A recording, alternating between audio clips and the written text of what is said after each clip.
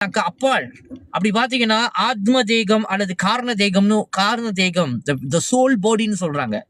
இந்த மனதுக்கு இப்பால் வந்து பாத்தீங்கன்னா நம்மளுடைய பிசிக்கல் பாடி.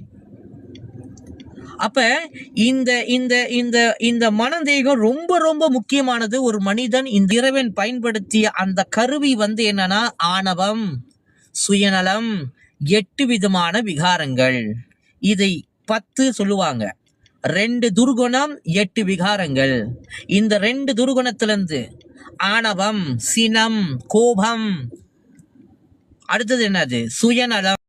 சினமோ இந்த ஆணவமும் இந்த பேராசையும், இந்த சினம் என்ற கோபமோ இந்த பேராசையும், அது அப்படியே இது 2 சேர்ந்து ஒரு குட்டியை போடுது. அப்புறம் அது குட்டி போடுது, குட்டி போடுது, குட்டி போடுது, குட்டி போடுது, குட்டி போடுது, குட்டி போடுது, குட்டி போடுது. மொத்தம் விகாரங்கள் 8 விதம். அது தேவை.